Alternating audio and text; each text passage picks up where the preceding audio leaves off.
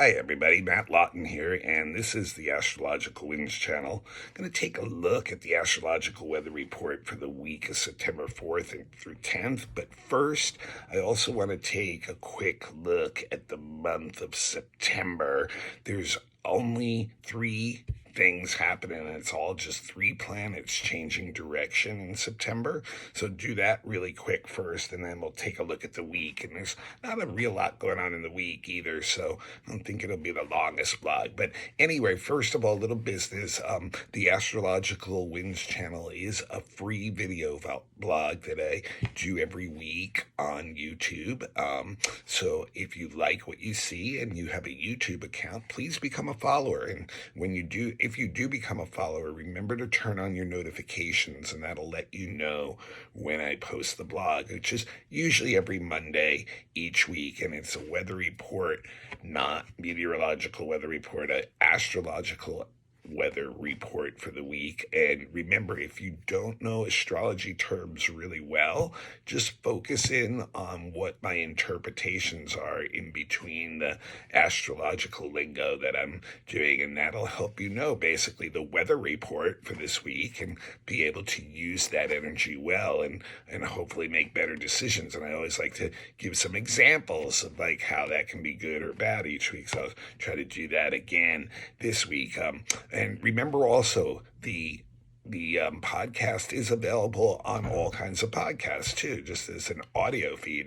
If you'd rather not watch it on YouTube, you can just go to your favorite podcast, look up the Astrological Winds channel. I think there's about 20 of them that pick it up off of Buzzsprout every week. So, just if you'd like, tune in that way. It's gets you the ability to be a little bit more flexible in the way you usually check it out. And it's also available, my link, I put it on Instagram too. There's an Astrological Winds channel account on Instagram. So if you have an Instagram account, become a follower there too. And I do post the link there.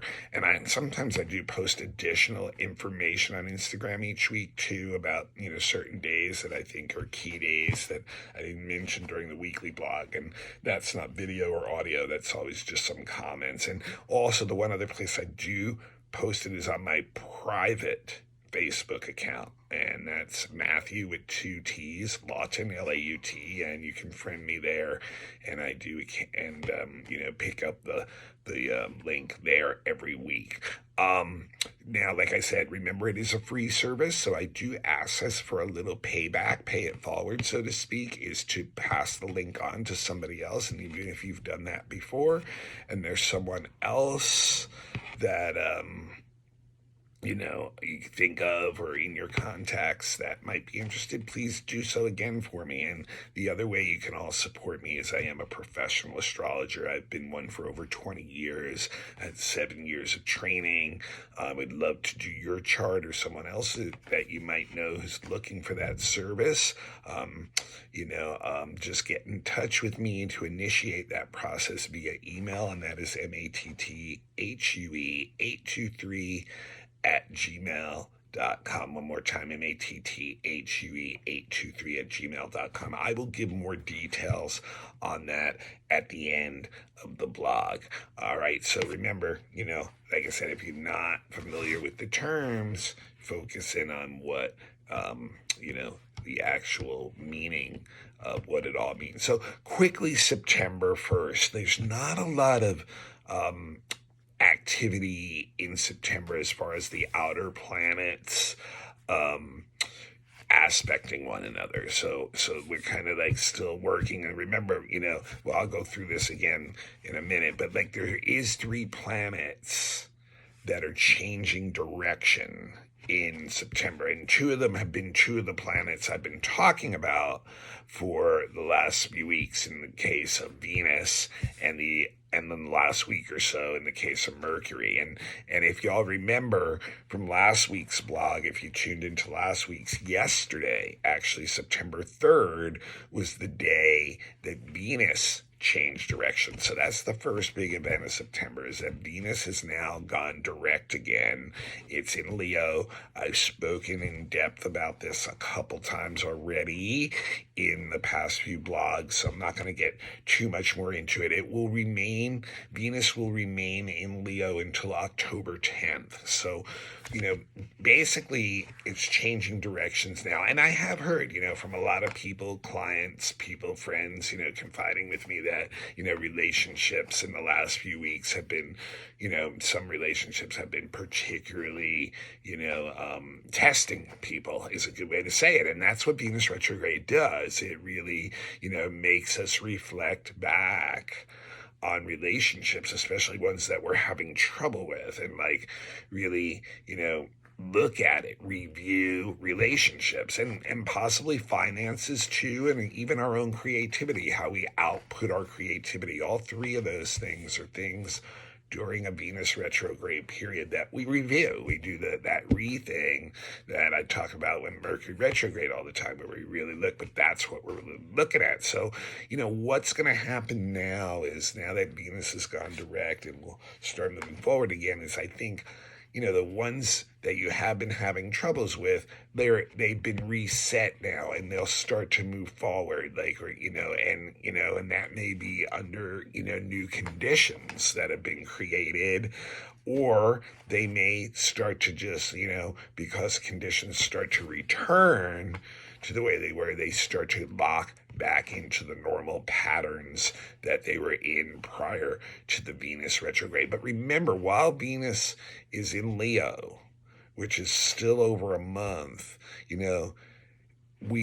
that's going to bring out people's desire to want to start to connect with others again. It is an extroverted sign socially. So it wants to go out. But at the same time, Venus in Leo is also very much about pleasing the self in an individualistic way, and having the freedom and ability to do that, and for the most part granting that freedom to other people. The big problem with Venus and Leo is there can be imbalances in relationships. It's not a balanced sign for Venus to be in. A lot of times one person may dominate the relationship in the receiving end and want more and more. So we have to look at that in ourselves while Venus is in Leo. And then also, I've said this several times already, while Venus is in Leo, it can be superficial in the way it's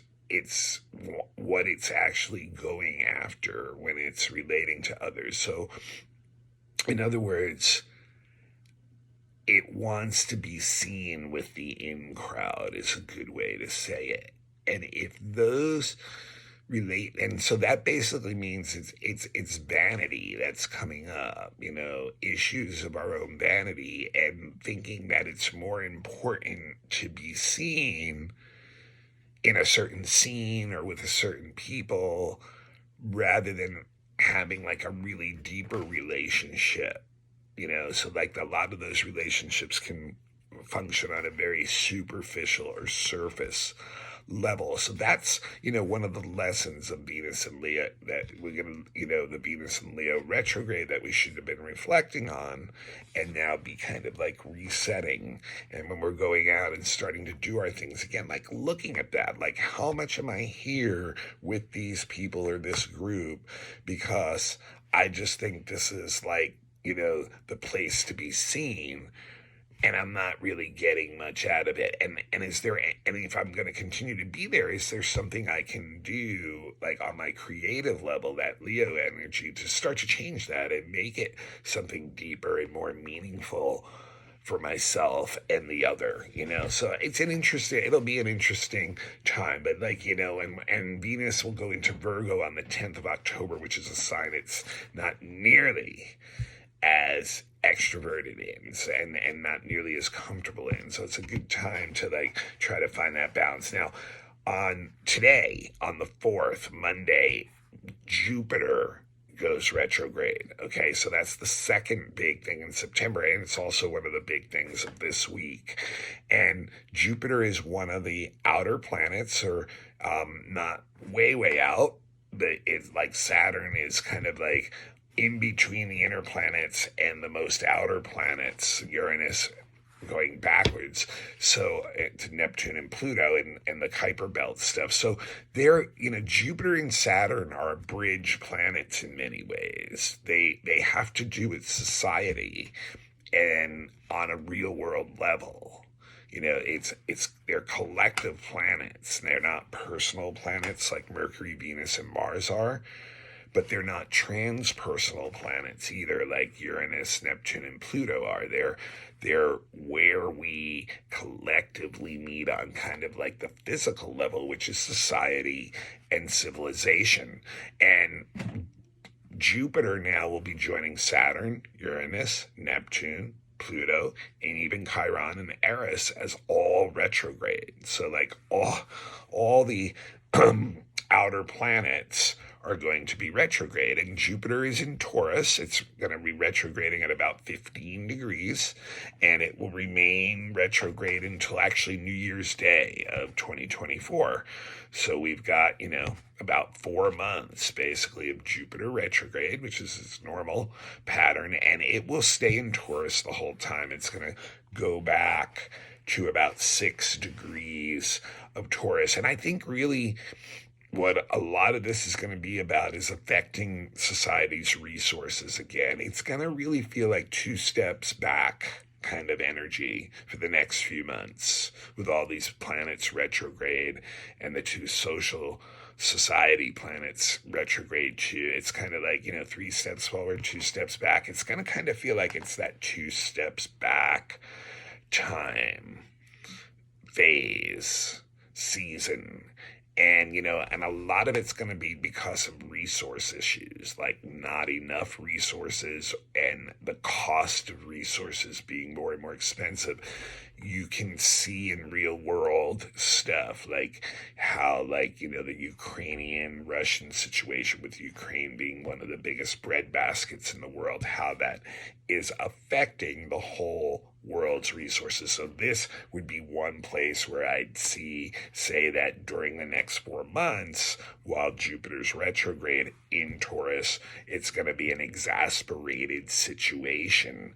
And you can carry that over or down, first of all, into your personal life, because all this stuff affects all of us. When the gas prices shoot up $1 a gallon, obviously we're all feeling a pinch on our resources. So this is like the stuff we should expect to continue the next 4 months in society, in the real world, that, economy, it's going to feel like there's not enough resources, and therefore prices will probably continue to go up. There'll be other issues that are like blocking them from going. And here's part of the problem too with Taurus and Jupiter together is they're stubborn.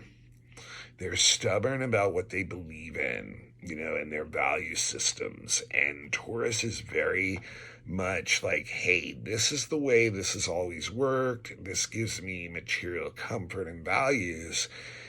And it's hard, even though when it's staring us right in the face, that it's obviously not working that well anymore. It's hard for people to get out of that and think that, they've got to get out of that way of approaching things. So very interesting on that level too. But so it's something where we have to actually question those our own ways of thinking. We can go back and do things the way we used to do about these situations. And that's something we can all, may have to look at. But yeah, I would expect markets to not do very well. And once again, who's about, when I say it's not doing well, if there's less resources, it's not doing well for Main Street. Like if there's less wheat, let's say, right? It's not, but if it's shooting wheat prices up, it's doing really well for some people who are making more money on the wheat prices going up. So, it's a mixed thing. But also remember that Taurus rules banking and finances. So while Jupiter is retrograde in Taurus, I would think that banking and finance stuff will take a hit back too. So just some of the stuff we can expect with Jupiter joining all those other planets retrograde. And then the last thing on the month is Mercury will also change direction right in the middle of the month. On the 15th, it will go direct at 8 degrees Virgo, and it will stay in its shadow period until the end of the month and eventually go into Libra on October 8th. So half of this month, we still have Mercury retrograde in Virgo. And what am I seeing so far, you guys? And it's, I talked a little bit about some of it last week. Some of the Mercury retrograde in Virgo things that I was already seeing. And really what it is right now is what Virgo's all about. If you have not paid attention to the details of something, it's going to trip you up right now. As far as travel, communication, business, planning, all the things that Mercury rules, your information, if you have not taken care of the details, and I'm going to use a really strong example again too, in the sense that, and remember too, the new moon and the full moon that we're still in those cycles of, that new moon was square Uranus and the full moon was conjunct Saturn. And I tell you guys, it was going to be a time where our structures are really going to be threatened during this Mercury retrograde, and with Uranus just stationing retrograde and being squared by that new moon, the natural disasters and all those things that, kind of come with Mercury retrograde and Uranus retrograde and all that could be really, extremely exasperated by that new moon and full moon connecting with Saturn and Uranus too, really shake things up. And we really have seen that in a big, big way, but yeah,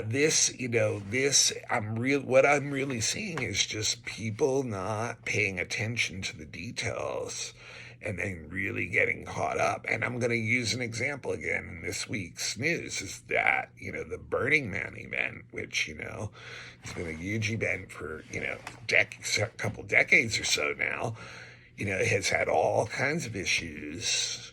And when you just think about, Mercury and Virgo retrograde and even Venus retrograde during, that when it started and stuff, it's so much about that energy. First you had old burners showing up, and they had become climate activist protesters protesting against the event, and actually blocked the road going in, and that created a big ruckus where the people who were trying to get in got really upset with him, and it was name calling, threatening, things like that, just really wild stuff. But these guys are telling people let's look at the details of this thing, how are we, how is our event, making a positive change, those kind of things. And then the police show up and just do this, just tear into the protesters, almost, hit them with the vehicles that they're coming in with.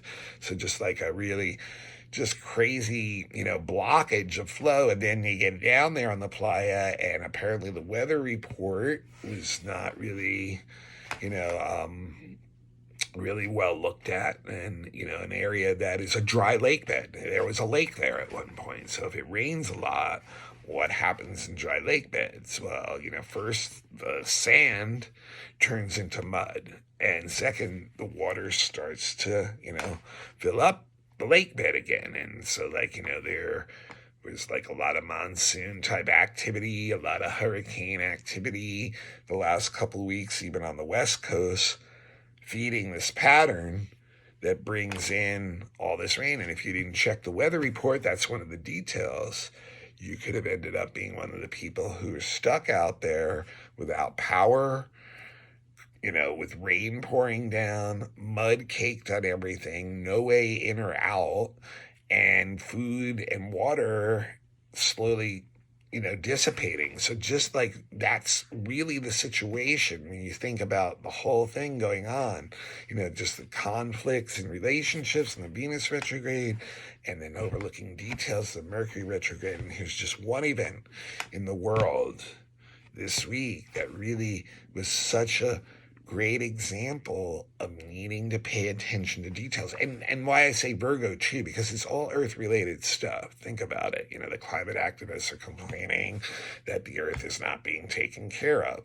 The people getting in want to enjoy the resources of the earth the way they want to enjoy them. And then the earth's conditions, when rain is mixed in, create something where it becomes a situation that's really yucky and stuck. And so, yeah, that's just a really great example. But anyway, this, Mercury will be retrograde the rest of until the 15th in its shadow to the end of the month. And then it will go into Libra on the 8th. Okay, and so just this week, I already talked about today's big shift was Monday is Jupiter retrograde. So there's only a couple other things I want to mention. And I'm going to go right back to Mercury again.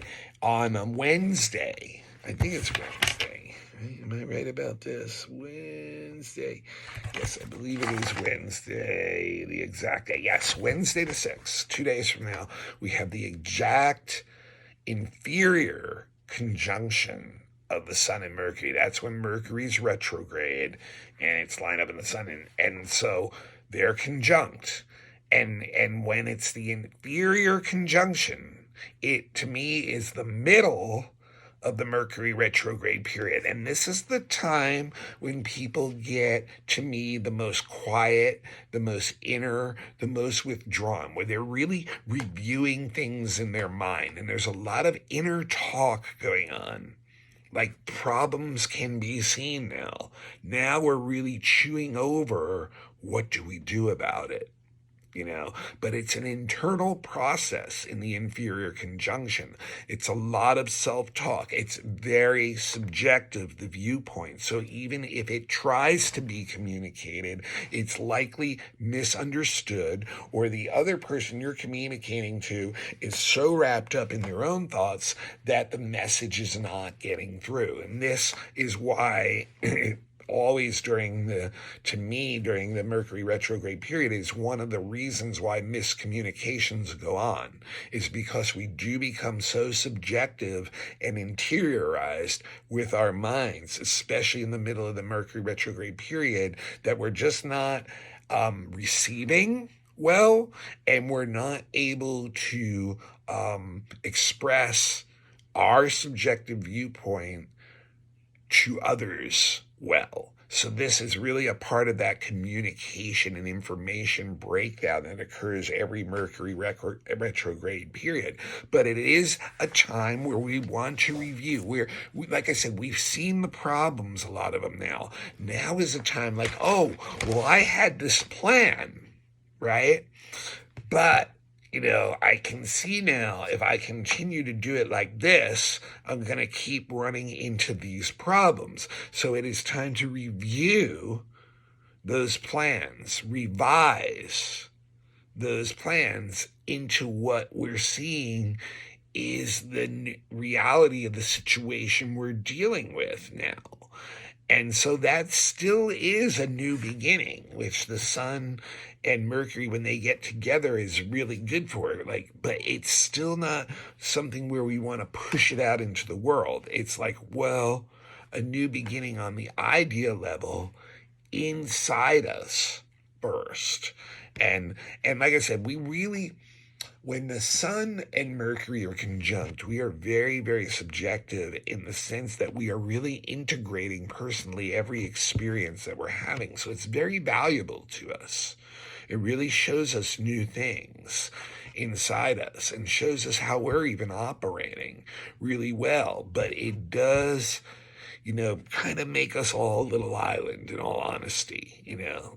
We're all on little islands floating together next to each other, but there's a gap in between. Now, what's really interesting about this one too is while they're conjunct, both the Sun and Mercury this week are going to sesquiquadrate both Pluto and the North Node, which are locked in a square together, which means that the Sun and Mercury are on the long midpoint of the North Node Pluto square, and they are also in an aspect we call a black kite, which once again is an aspect like a yod that's very, very fate driven. And, so what is going on with that is trying to impose your will upon others and vice versa. It really can lead to battles, literally fights, violence, war, things like that. It's really, and the Mercury part is bringing in propaganda and coercion in trying to force others to your point of view and vice versa. So it is a very disturbing energy. People can get very, very into dark, shadowy places in their mind and get ruthless in their reactions to others and really get coercive, strong-armed under this energy, and with the North Node in Aries now, it can get very fired up about it, very individualistic. Like I said, this is very, very strong energy. It's the energy of groups against groups, or even problems within groups where they're falling apart. Just very, very intense week with the two of them on that midpoint too, because people are blinded by their own beliefs and their own systems, and they're not really willing to back down, and it just creates really a quagmire, a mess of that, everything's getting stuck, and it can create some very fated events that just play out as a natural reaction to that. Okay, the last thing this week I want to mention, it's a really positive one, yay, is next weekend. On Friday, we're going to get a sun trining that Jupiter that just went retrograde, and this is one of the best transits there is. It should be a very, very good weekend for just being in harmony with others and your surroundings and the things going on, and getting growth, getting personal growth out of that, having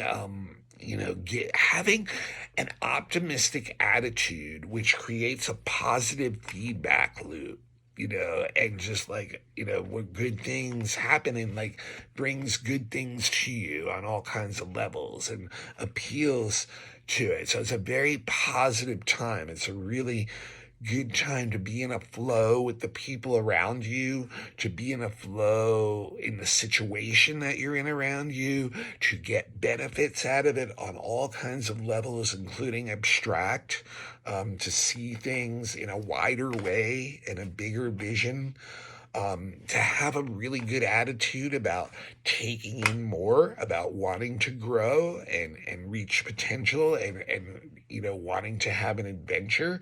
And it's really good too for study, any kind of study that's furthering your knowledge and wisdom base, and actually helps expand and shift your values, which to me, with the Sun Mercury being so subjective and stuck in that black kite midpoint thing with the Uranus Neptune, this is one of the times where it can help open up that stuff, because like I said, that stuff really narrows and closes and makes people stubborn about what they believe, whereas this aspect is no, I want to take in more. I want to bring in more. I want to take in stuff that I haven't been exposed to before. So this sets up a really good weekend to counteract a lot of this other energy. And by then, Venus will definitely be moving forward again. So in Leo, expressing ourselves for who we uniquely are in a creative way will blend in really well with that, and then that more externalized energy that Venus has socially will have us wanting to go out and make connections. And Mercury's still going to be retro for sure, so don't forget to look at your details and stuff. And, there still may be some misunderstandings and stuff, but this really sets up a positive way to end this week. Okay, this is Matt Lawton. This is the Astrological Winds channel. This is a free blog I've been doing for years. It's been on YouTube now for several years. And if you have a YouTube account, please become a follower. And if you like what you see, and turn on your notifications, and it'll let you know whenever the blog is posted. It's also on all kinds of podcasts, so you don't have to be married to the YouTube thing. Just look it up. If you don't find it on one podcast, try another one. Apple iPodcasts has it. I know there's about 20 that follow it through Buzzsprout. Also, if you have an Instagram account, Astrological Winds channel is on Instagram. Become a follower, and I post the link to the blog every week there. Also posted on my private Facebook account. If you want to become a friend, give me a friend request at Matthew, and that's with a capital M, 2 T's, Matthew, and then Lawton, capital Lauten, and I do post it there too. And like I said, it is a free service, so please pass it on to somebody else. That is what I'm asking in return. If you'd like to give a donation, no donation is too small. I appreciate every one of them. And my Zelle handle is at, the symbol A with the circle, and then it's once again Matthew with 2 T's, a capital M, Matthew, a hyphen in the middle, and then capital Lauten. And I appreciate that. And the other best way you can all support me when you need a reading, or if you know someone who needs a reading, a birth chart, if you haven't done it, have it done by a professional. If it's only a computer reading or a friend or a book, it's not the same, and you carry it with you all your life. So I really recommend getting that done professionally. Around your birthday, predictive reading for the year ahead for you, so that you can see what your personal astrological weather will be for the next year. Just like I do on this blog, I do it for you for just the year. And once again, gives you the power to know the energy you're working with. Also do relationship charts, children's charts, fixed star readings if you know your birth chart well and you're looking for deeper soul purpose, any kind of specific question that has to do with something in astrology, like if you're looking at something specifically for career or something like that, you can look at things like that. And also elections, if you're looking for the best timing for an event. And also, if you have a horary question, that's something that's very emotionally driven and you're indecisive about it, can't figure out the answer, sometimes you can get an answer out of a chart. So all that stuff's available. Beginners classes are available. And also I'm available for any group that is looking for an astrology lecture, question and answer session, workshop, class, mini readings, that kind of thing. All those things, start the process up by emailing me, matthue823@gmail.com. And that's no commitment, that's just, starting the process up. No worries to feel self-conscious about it. Just, want to talk about it. Just drop me an email one more time, matthue823@gmail.com. All right, that's what I got for this week, you guys. I will see you all next week, and I'm looking right now, we have a new moon next week at 22 degrees Virgo. So we'll definitely be talking about that as a big chunk of the blog next week. I'll see you all then, and remember to use that Sun trine Jupiter this coming weekend, to get into the flow and bring things in, counteract some of this more narrow energy. All right, I'll see y'all next week.